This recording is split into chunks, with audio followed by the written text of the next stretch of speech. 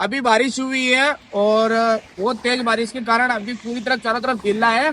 ऐसे में गौवंश क्या होंगे कि जो कच्ची जमीन से हटकर वो फोर लाइन के ऐसे रोडों पर बैठते हैं, जो रोडें सूखी होती है।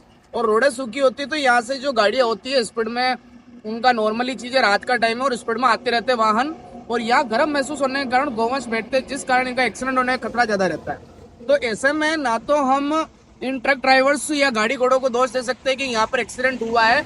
इसमें अगर किसी की जिम्मेदारी होती है तो वो टोल कर्मियों की होती है, या फिर जिसने निजी जानवर छोड़ा है उसकी जिम्मेदारी होती है, ना कि गौशाला वालों की या फिर ट्रकों वालों की। इन पर आप दोष ना डालें, दोष इन पर डालें कि यार किसी ने अपना गौवंश छोड़ा है, या फिर एक ट्रक ड्राइवर जो होता है वो अपना टोल कटाता है, टैक्स भरता है उस चीज के लिए। हालांकि मैं गौवंश के जो एक्सीडेंट करते हैं उनके बिल्कुल खिलाफ हूँ, नहीं होने चाहिए, मगर फोर लाइन पर यह चीज लागू नहीं होती है। यह चीज लागू कहाँ होती है? जहाँ मार्केट एरिया हो या मेन रोड हो, वहां पर अगर कोई ट्रक ड्राइवर हो गया, वो कोई कार वाला हो गया, वो एक्सीडेंट करता है तो उस पर बिल्कुल रसीद कटनी चाहिए। मगर एनएच हाईवे पर जबरदस्ती किसी की रसीद या किसी को दोष देना सही नहीं है, क्योंकि यहाँ पर उनकी लापरवाही नहीं कह सकते हम, ये एक दुर्घटना है जो कि कभी भी हो सकती है, किसी इंसान के साथ भी हो सकती है। और गवर्नमेंट जब रोड पर बैठेगा तो हजारों ट्रकें, हजारों गाड़ियां निकलती है, ऐसे में एक्सीडेंट होने का खतरा लगातार बना ही रहता है। अभी भी आप देख रहे हैं कितने सारी वाहन निकल रहे हैं, और रोड सूखी है तो नॉर्मल सी यहाँ गवर्नमेंट आके बैठेंगे ही बैठेंगे। तो ऐसे में जो लोग अपने निजी गौवंश छोड़ रहे हैं, ये दोष उनको दो। और या फिर अगर कोई गौवंश का एक्सीडेंट होता है तो सबसे पहले आप टोल वालों को फोन करिए कि टोल की जिम्मेदारी बनती है कि उस गौवंश का खर्चा उड़े, उस गौवंश के लिए खर्चा करें। इसके लिए सारी सुविधाएं टोल वाले प्रोवाइड करेंगे, ना कि आप डायरेक्ट गौशाला वालों पे जाके अटैक करेंगे नहीं आप लोग गाय को, क्योंकि गौशालाओं में भी फंड आएगा कहाँ से? फंड दोगे तो आएगा।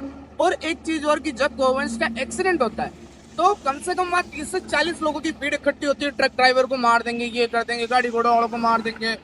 तो ऐसे में आप उस पर दोष मत डालिए, उससे दुर्घटना हुई है अनजाने में, गलती उसकी नहीं होती है।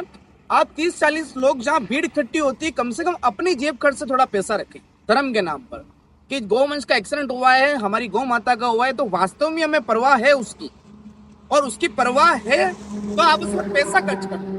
अगर आप पैसा नहीं खर्च करेंगे, मात्र दया भावना रखते हैं कि नहीं गौ माता है, ये चीज है, हम पैसा क्यों दे, तो इससे अच्छा तो आप उस गौवंश के पास ही ना रुके।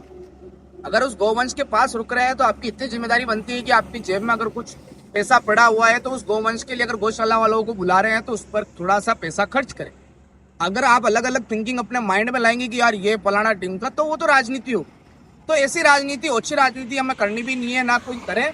इससे अच्छा है कहीं भी गौवंश का एक्सीडेंट होता है तो सबसे पहले दया भावना के तौर पर अपनी जेब से पैसा निकालना सीखें, तभी जाके हमारे कहीं ना कहीं गौवंशों को सुविधा प्रोवाइड हो पाएगी। अन्यथा तो यही चलता रहेगा कि इसने इस पर दोष डाला, इसने उस पर दोष डाला, और दोष डिवाइडेशन होता होता सभी दोषों पर घूमता रहेगा एक दूसरे पर, और गौ माता का भला नहीं हो पाएगा। इसलिए राजनीति गौ माता का भला नहीं करेगी। गौ माता का भला अगर आपको करना है तो अपनी जेब खर्च से, अपना निजी जेब खर्च से पैसा खर्च करें, और दया भावना तभी दिखाएं जब हम उस गौवंश के लिए निजी पैसा खर्च कर सकते हैं, चाहे वह कितने भी पैसे हो, वो अपनी ईमानदारी अपना तरह। जय श्री राम, जय गौ माता।